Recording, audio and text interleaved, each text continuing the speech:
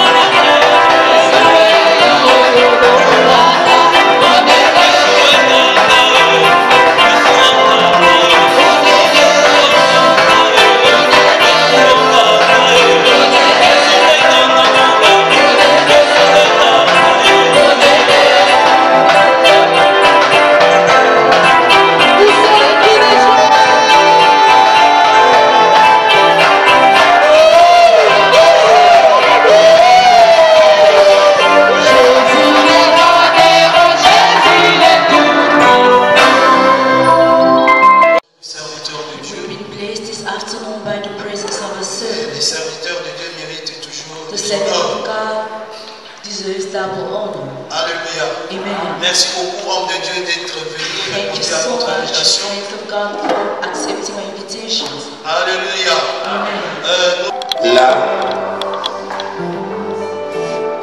où Dieu, c'est les jours de commémoration pour chacun de nous. Lorsque Dieu nous a pris encore là, je suis en train de penser encore ce jour-là, je ne faisais que les larmes ne cessaient de couler de mes yeux. Car c'est le jour où j'ai senti que j'étais libre.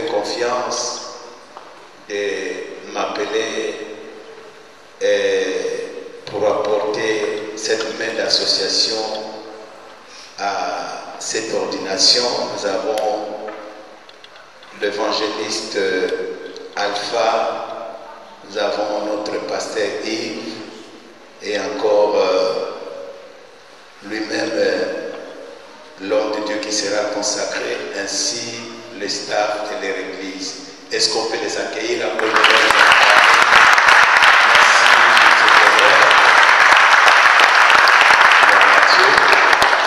Merci à ma chère épouse qui a accepté de m'accompagner et les hommes de Dieu du ministère qui sont là. Que Dieu soit béni. Merci pour votre présence. Voilà. Donc, je voudrais bien qu'on lise seulement d'abord un passage qui est dans le psaume 89, verset 21. Dans d'autres versions, c'est le verset 20. Trouvez David, mon serviteur, je le oins d'une huile sainte. Dans l'autre version, l'huile de joie. Et ce passage est accompagné de toutes les promesses que Dieu a faites à David durant sa mission, pour ne pas dire son ministère.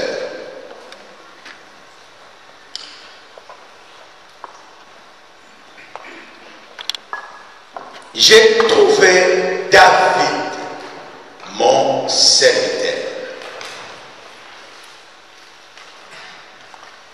J'ai trouvé, c'est Dieu qui dit. Dieu est le garant de nos appels. S'il y a une chose que Dieu n'a jamais cachée, c'est que quand il appelle, il veut vraiment que la personne qui l'appelle comprenne que c'est lui qui l'appelle. C'est ainsi tout au long de la Bible. Vous allez rencontrer des passages. Dans le livre d'Ésaïe, Dieu dit qui enverrai-je? Un Chronique 23 que j'aime beaucoup, verset 12-13, il dit Dieu a choisi Aaron et sa famille, il les a établis à point et il a défini la mission qu'ils devraient accomplir. Alors, bien aimé, pour développer l'exposé de cet après-midi, l'Esprit de Dieu m'a conduit de partager avec vous, comme j'ai intitulé le thème, la vision de l'aigle pour un ministère d'évangéliste puissant. Parce que, ou alors un ministre de Dieu puissant. N'oubliez pas que les circonstances qui nous réunissent ici, selon les invitations qui nous ont été lancées, nous sommes venus à l'ordination, à la reconnaissance du ministère de notre frère, cher serviteur, l'homme de Dieu, Moïse André, qui sera conduit ou introduit dans le ministère évangéliste.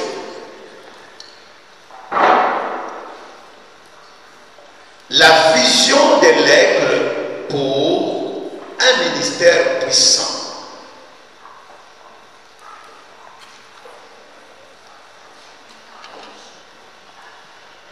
Dans la Bible, le ministère, l'aigle est souvent identifié au ministère prophétique et apostolique. Mais j'ai un témoignage, je suis fasciné de l'aigle depuis mon enfance. En entrant dans le ministère, je suis beaucoup inspiré jusqu'à présent de l'aigle. C'est le passage qui a permis à ce que nous puissions lire quelques passages bibliques sur l'aigle, le livre de Job, chapitre 39, à partir de verset 26 à 30. Dans d'autres livres, on a juste épinglé quelques caractéristiques. Et dans ce chapitre de Job 39 que je vais ajouter à ce texte que nous venons de lire, et là, Dieu est en train de décrire, quand il parlait à Job, que l'aigle, dans l'aigle, il y a beaucoup de caractéristiques. Et moi, je vais au moins partager cela par rapport à la révélation que nous voulons apporter et au conseil que nous voulons apporter au ministère de notre bien-aimé André, aussi ce que nous pouvons présenter aux hommes de Dieu. D'abord, l'aigle est bien connu par rapport à sa vision. C'est l'oiseau qui a une vision très claire et très puissante. Quand l'aigle monte en haut, il peut voir jusqu'à 360 degrés. Il voit clair et il voit grand. Alléluia.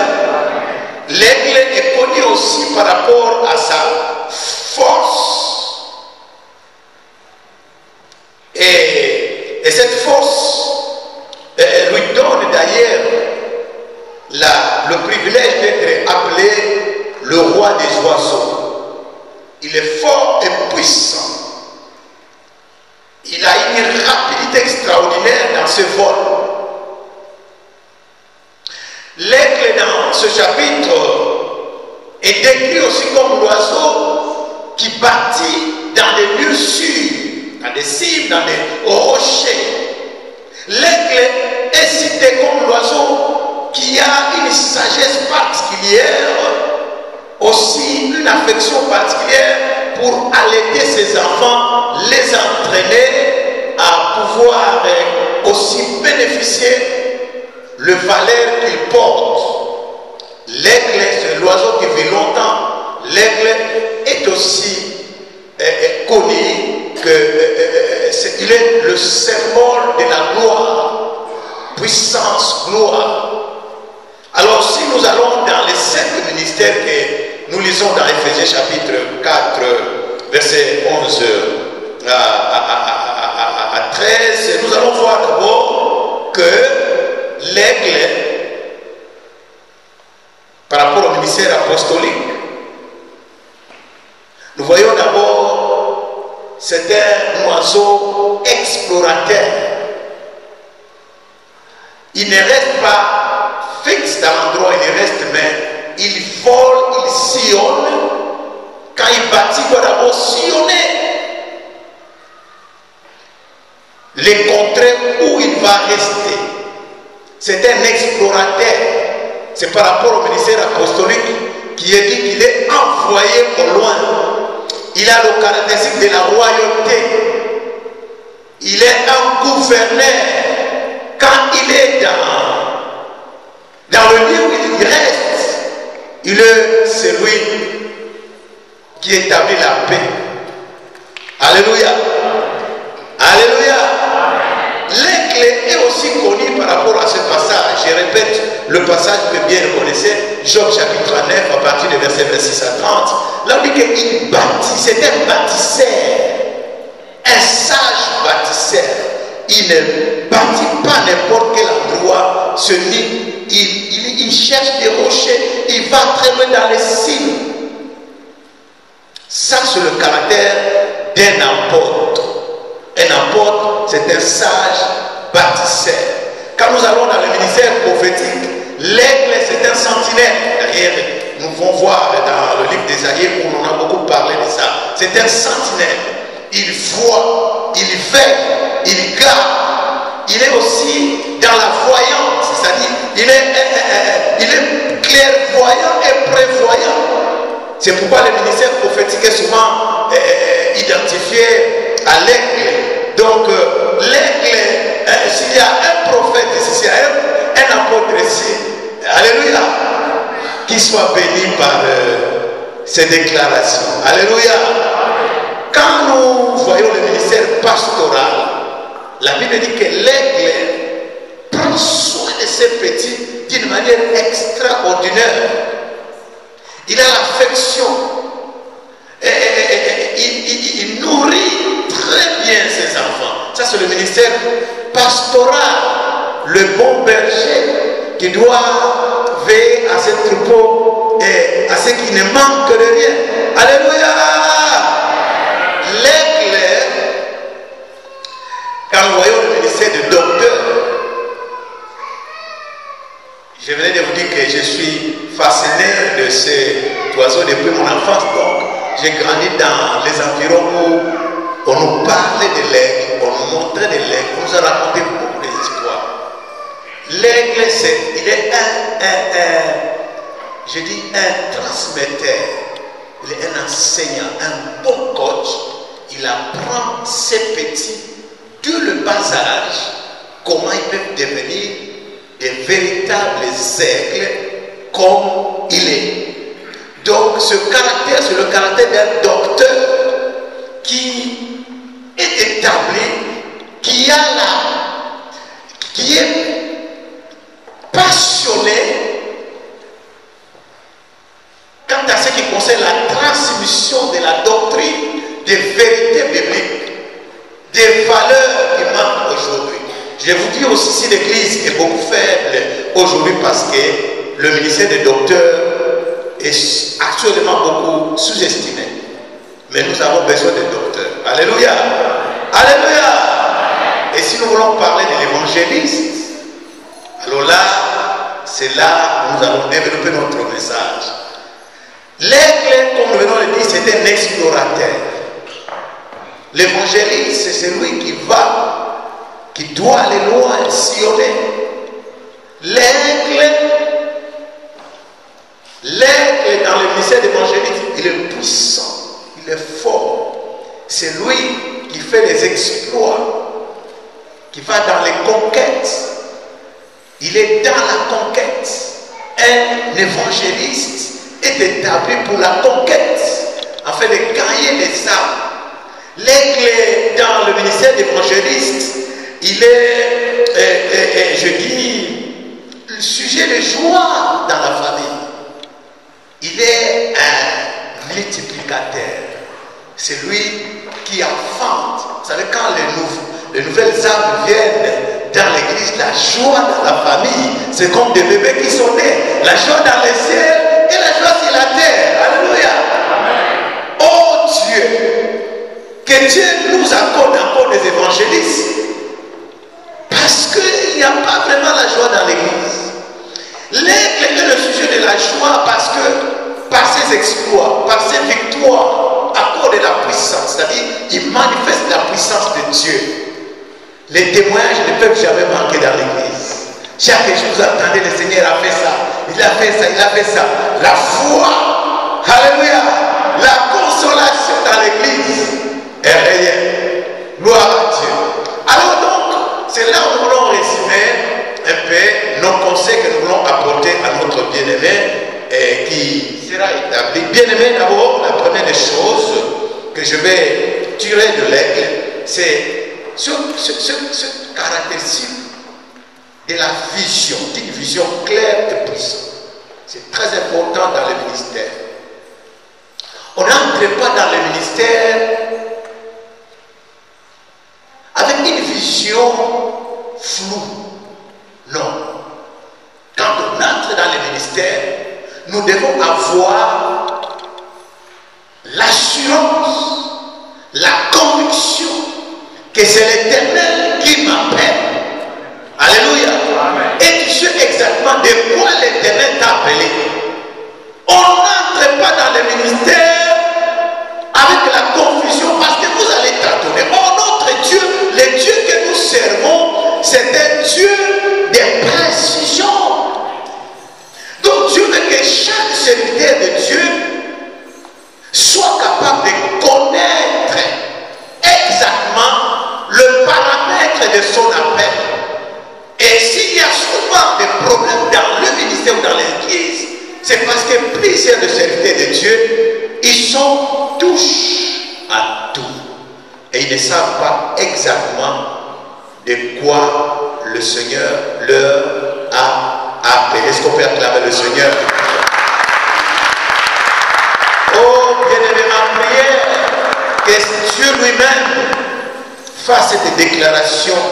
J'ai cherché, j'ai trouvé André, je le oins, mais il va te oindre pourquoi? Pour une mission spéciale qui va se diversifier par des saisons différentes. Donc ça c'est très important. Quand nous parlons de la vision, c'est mieux, très bien comprendre de quoi l'Éternel t'a appelé. Et quand nous disons la grandeur, nous servons un Dieu grand. Ok? Qui veut nous envoyer dans de grandes missions, qui veut réaliser avec nous des grandes œuvres. Alléluia. Alléluia. Dans le cœur d'un évangéliste, avec cette passion qu'il a de la mission que Dieu lui a donnée. Si vous notez le psaume 8, verset 2, psaume 2, verset 8, la Bible dit: demande-moi les nations et les extrémités de la terre.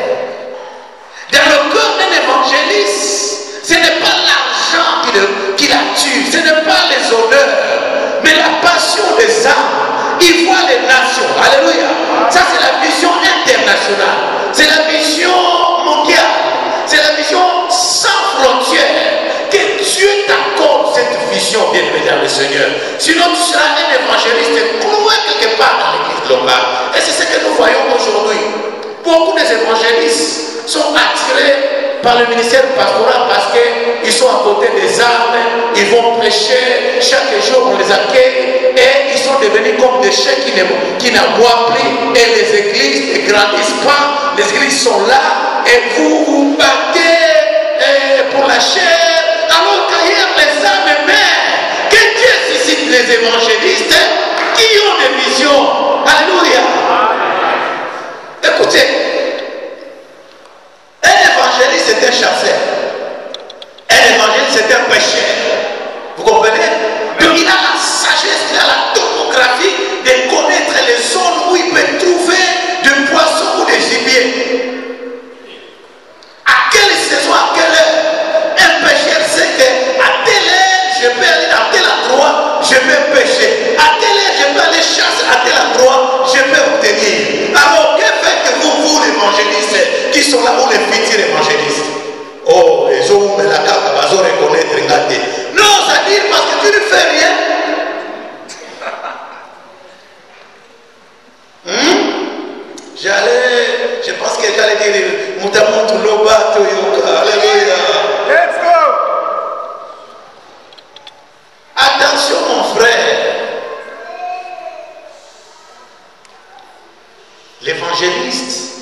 C'est le seul ministère qui n'aime pas s'accrocher à d'autres ministères. C'est-à-dire, je vais être évangéliste apôtre, évangéliste tel, évangéliste tel. Oui, l'évangéliste peut faire l'œuvre du pasteur, tout comme le pasteur peut faire l'œuvre d'évangéliste.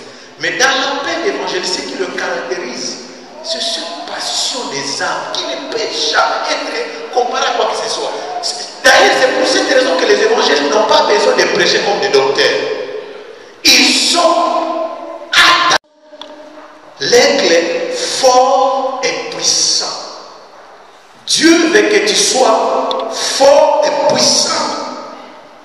L'onction que Dieu nous donne, c'est pour que nous soyons forts et puissants.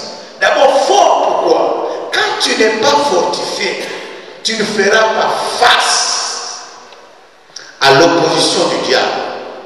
Tu ne feras pas face parce que tu es appelé à aller combattre corps à corps. Corps à corps. Le combat de l'évangéliste, c'est corps à corps avec les entités. Vous devez délivrer les gens, vous devez prier pour les vies, vous devez entrer dans des vies où on n'a pas encore prêché l'évangile. Donc, vous devez être fort, fortifié, bien équipé, avant de manifester la puissance. Paul disait, souffre avec moi comme un soldat qui a fait ses prêts.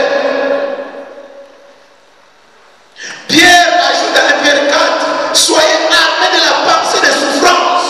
On entre dans le ministère pas avec les boutis, comme on dit les Bakomo. Les boutis. Est-ce que je peux aller?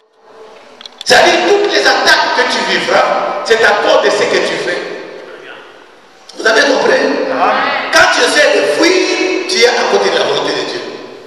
L'apôtre doit mourir à cause de son apostolat. C'est pourquoi Paul veut dire, j'ai fait tout. Donc quand on entre dans le ministère d'évangélisme, on doit savoir que nous allons entrer dans le jungle. Il n'y a pas longtemps, non, aujourd'hui même j'étais avec mon épouse. J'ai dit, comprenez-vous? Allez voir l'histoire, que la politique ne vous trompe pas. Quand les Blancs venaient évangéliser l'Afrique, l'Europe était déjà développée, ils étaient déjà riches, ils avaient déjà tout inventé. Mais ils ont laissé le luxe. Ils sont venus dans le jungle. La colonisation est venue après. Et nous servons dans le luxe et nous ne faisons rien. Et si seulement le Seigneur essayait maintenant de renverser les choses, que nous qui sommes ici habitués avec le luxe, nous allions maintenant là, dans le jungle, et ceux qui sont dans le jungle viennent ici. Si nous sommes à Mulhouse, je pense qu'à Mulhouse, tout le monde dira. En Allemagne, peut-être pas beaucoup, mais ici, je pense que tout le monde dira, ah, me voici, Seigneur, me voici. On peut faire mieux, même si on ne va pas jeune, parce que le Seigneur nous a donné, il y a des arbres partout. Donc, ayez la vision internationale, vous voyez pas seulement les Noirs, mais vous voyez tout le monde. Vous avez l'avantage des langues ici. Chez nous en Allemagne, pour maîtriser l'allemand, pour ne pas citer une langue de mon pays, mais c'est difficile. Hein? Mais chez vous ici, après une année, 2 ans, ça coule. Que Dieu bénisse sa parole. Donc, fort et puissant. L'évangéliste manifeste la puissance de Dieu. L'évangéliste manifeste la puissance de Dieu dans l'église locale et ailleurs. L'onction vient pour que tu sois équipé pour ta mission. Quand tu vois les docteurs qui décortiquent la parole de Dieu, ne soyez pas étonnés. C'est à cela que Dieu l'a appelé. On dit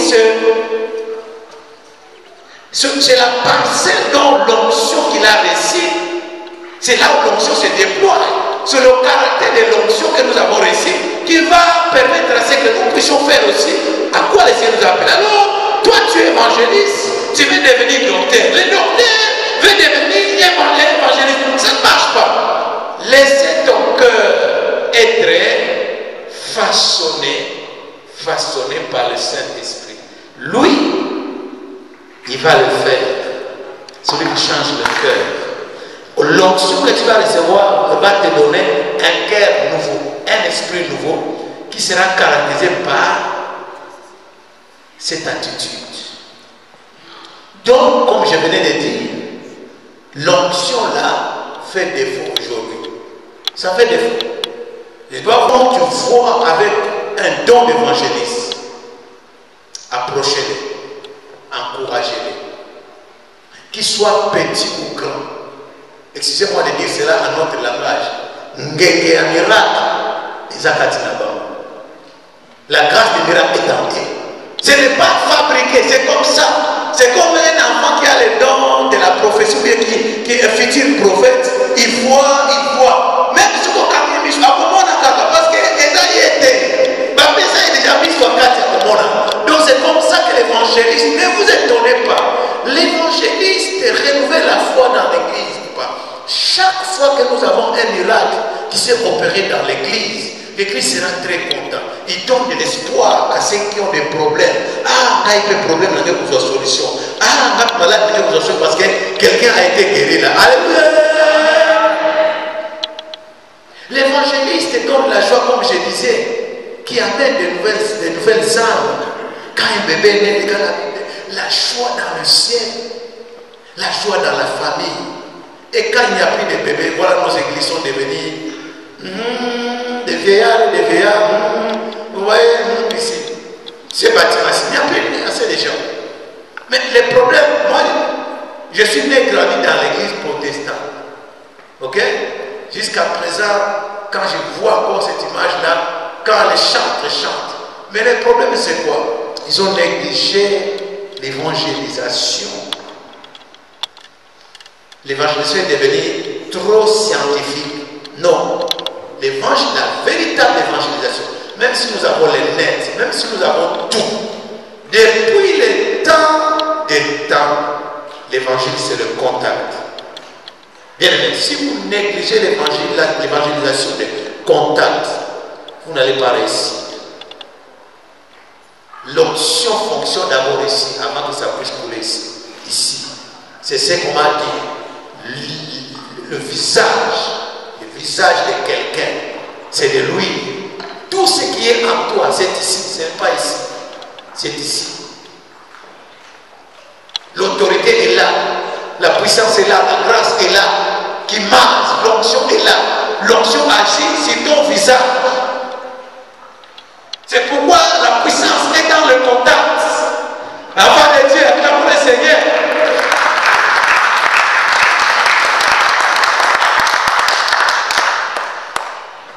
Bon, nous allons conclure le 4e point. Bien-aimé, l'évangéliste dans l'église, dans le ministère, dans l'église corps, il doit être un sujet de joie et un sujet de gloire. Dieu travaille dans la vision de l'unité. Paul dit que personne ne méprise ta jeunesse, mais sois un modèle en parole, en conduite, en joie. Je te souhaite, bien-aimé, que tu sois encore plus un sujet de joie dans l'église locale, un sujet de joie dans la ville de Colmar et un sujet de joie dans l'église corps, par ta conduite, par ta parole, parce que nous sommes membres dans le corps de Christ. Un enfant bien éduqué, l'enfant qui reconnaît la valeur de père, la valeur des grands frères. Le ministère d'évangéliste ne peut jamais réussir sans la complémentarité.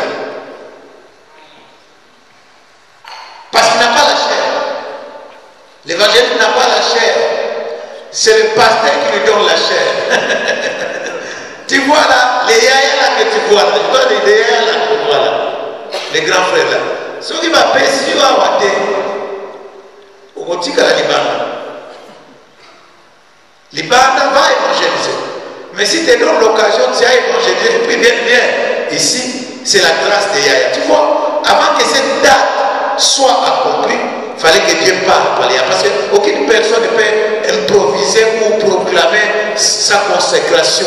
Depuis la Bible, il faut que Dieu a toujours parlé aux pères et aux aînés que maintenant, à part le temps est arrivé. Donc, si tous ces grands hommes que vous voyez là sont venus, c'est pas parce que tu as quelque chose de spécial, non. Ou parce que tu les as fait des biens extraordinaires, non. Ils ont d'ailleurs leurs serviteurs, ils ont leurs collaborateurs. Non, c'est parce que nous reconnaissons que nous sommes dans un corps. Nous reconnaissons que nous avons une mission qui nécessite encore et encore des ouvriers avec la moisson de l'éternel, comme il a dit, la moisson est grande et appelle des ouvriers. Ça fait la joie. Pour l'église, un membre qui vient de donner sa vie à Jésus, c'est une nouvelle naissance, c'est une joie. Pour nous les hommes de Dieu, quand un serviteur est consacré, nous aussi nous disons nous avons la joie parce qu'un jeune serviteur est né. Est-ce qu'on peut acclamer le Seigneur? Donc c'est ça notre joie. Donc, attention, attention bien-aimés. L'évangéliste ne s'enfle pas d'orgueil. Nous avons vu, les évangélistes de la Bible n'ont jamais été orgueilleux à cause des miracles qu'ils ont fait. Loin de là. Au contraire, ce sont eux qui conseillent souvent les pasteurs d'être unis. Parce qu'ils savent que si les pasteurs ne sont pas unis, ils ne peuvent pas opérer. Donc, respect au Père, respect aux yaya, aux grands frères, respect aussi aux petits frères. C'est très important. Par ta conduite, par ta façon de servir Dieu, que tu sois un sujet de joie. Ainsi, lorsque les fruits vont se multiplier, la joie aussi va augmenter. Jésus a dit, demandez-moi et je rendrai votre joie parfaite. Que Jésus, le Saint-Esprit, rende votre joie parfaite. Que Dieu soit béni.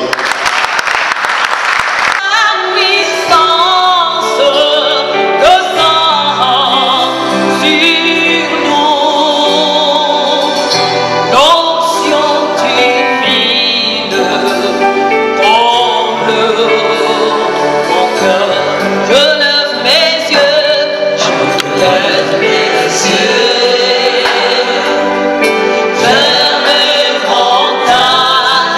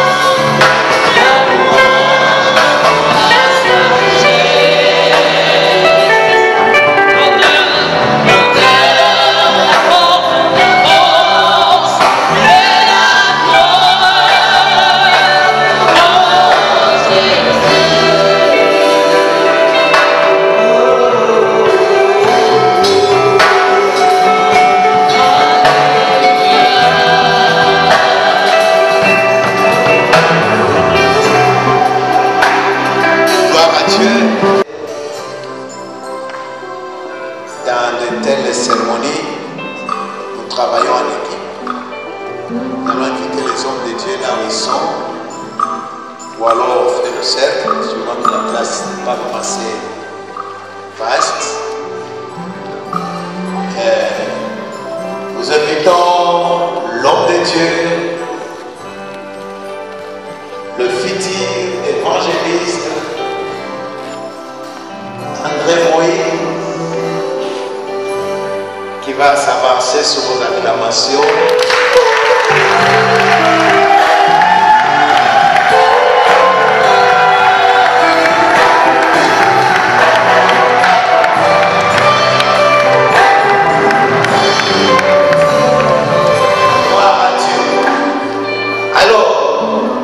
Bien-aimé, de tout ton cœur, devant Dieu et devant l'Église,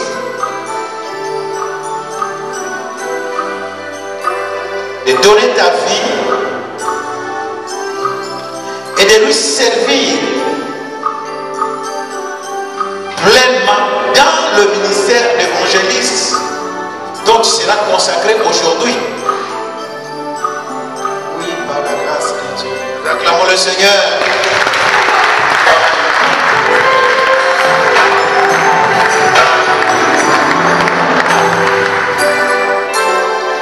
Et j'ajoute encore, es-tu prêt de combattre pour la foi chrétienne et la sainte doctrine et l'unité de l'église locale et du corps, quelles que soient les épreuves? Oui, par la grâce de Dieu. Acclamons le Seigneur.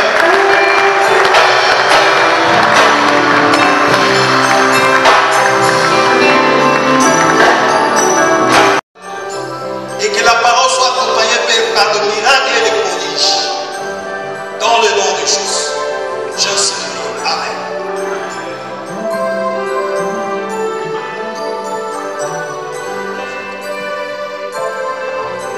Gloire à Dieu.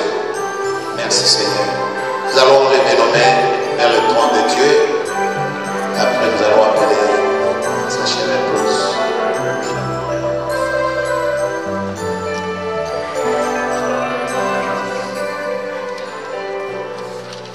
Let your living water.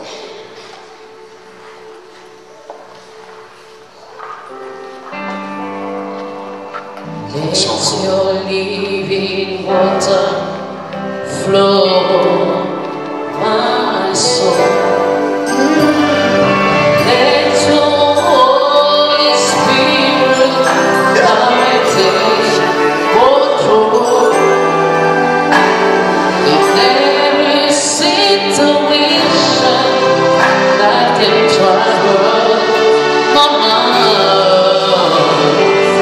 all my pain and troubles unto you.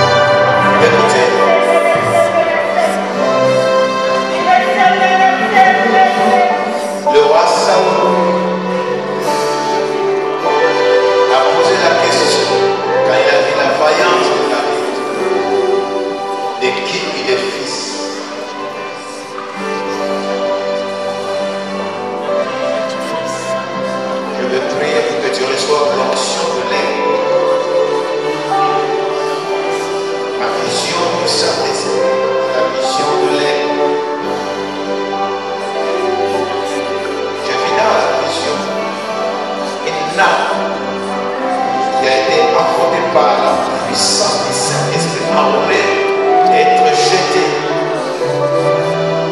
apporter. L'Esprit de Dieu m'a dit, oubliez, à partir de maintenant, le entre du passé. Oubliez, Dieu a déjà roulé ton passé. Lorsque Élisée a reçu l'onction, il a jeté le manteau comme Matimée, le manteau qui allait le condamner, le manteau qui allait l'arrêter, pour agir librement. Et Dieu vient de rouler ce manteau. Dieu te déclare déjà une nouvelle personne, son ministre, son roi, qui va regarder. Et comme il a dit dans le psaume 89, voici mon serviteur que je vois. L'ennemi, je déclare sur toi maintenant, l'ennemi ne te surprendra pas.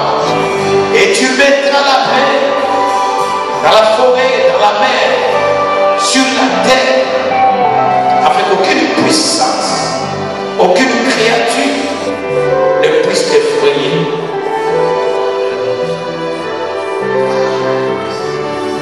Que Dieu rende ton front dur pour résister à toute opposition.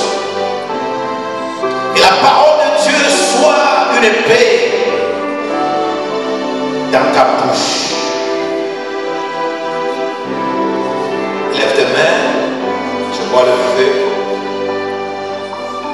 Je vois le feu.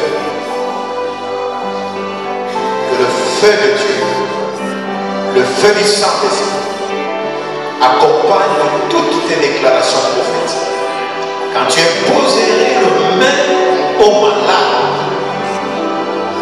le feu de Dieu sortira de toi pour consumer les démons et les maladies.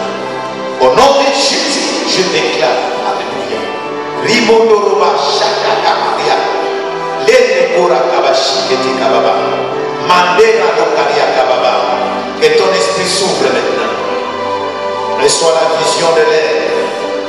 Reçois les yeux rouges de l'air. Que Dieu couronne sur toi. Que Dieu mette sur toi un turban royal. Que tu marches tête haut avec une assurance particulière. Je ne suis plus la même.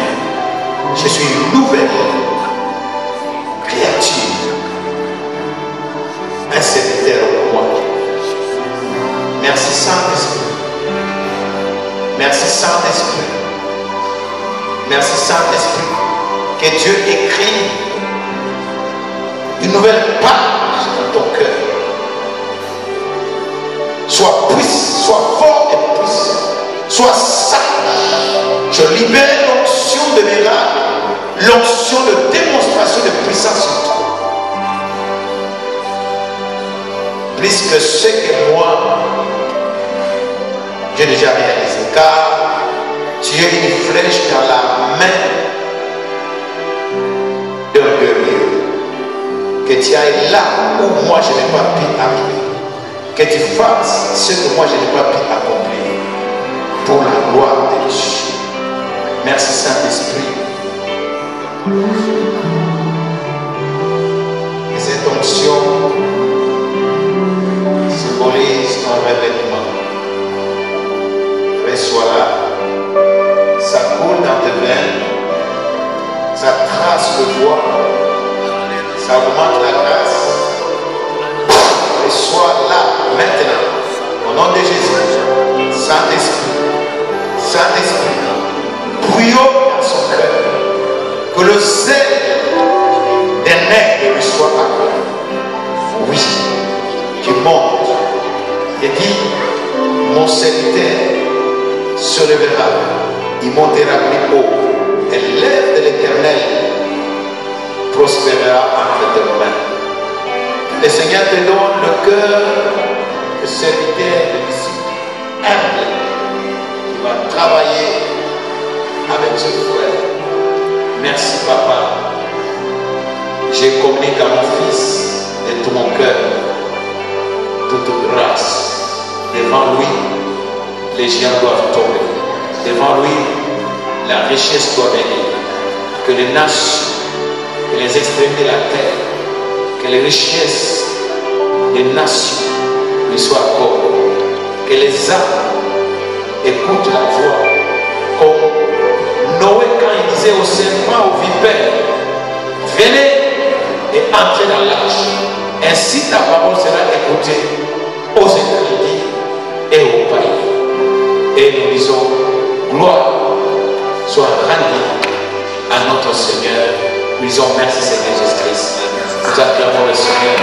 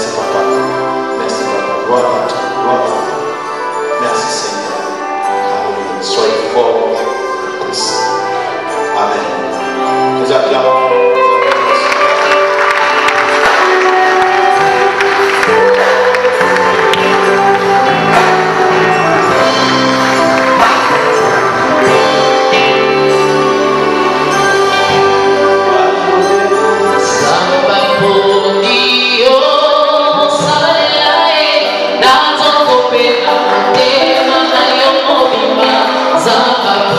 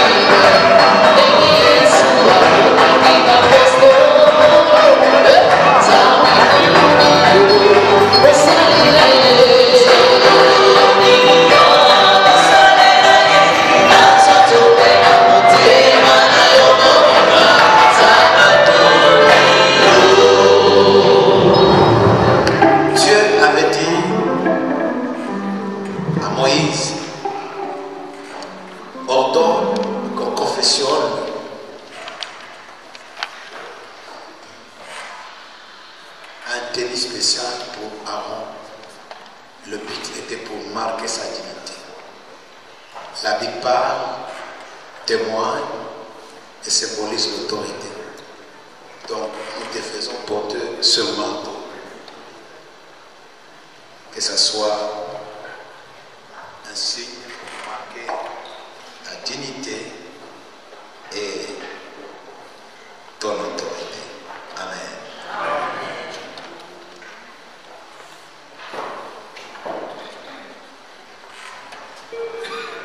Comme il est écrit, c'est le supérieur qui bénit l'inférieur. Donc le Père te fait porter cet habit. Comme c'était aussi le symbole en Israël, le Père devait coudre un habit particulier à un fils qu'il aime. Amen. On va continuer. Et nous avons encore...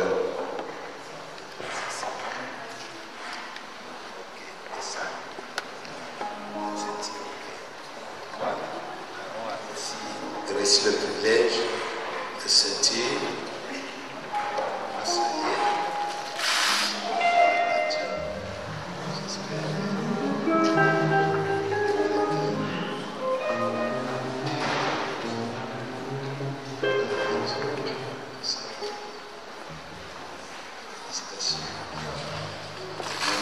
Très bien vivre. Papa Alfayak.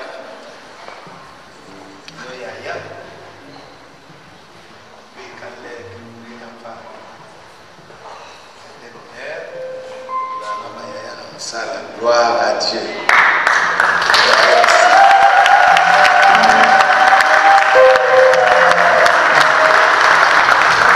C'est bon, gloire à Dieu. Amen. Ah, comme ce qu'on va vous saluer. Partez-moi s'il vous plaît. Vous tous, vous êtes invités. Ne soyez pas pressés. Et l'église, je vous communique que personne ne va partir parce que nous avons des travail à faire. Après avoir mangé, nous avons des travail à faire. Vous êtes au courant, donc ne soyez pas pressés de rentrer à la maison.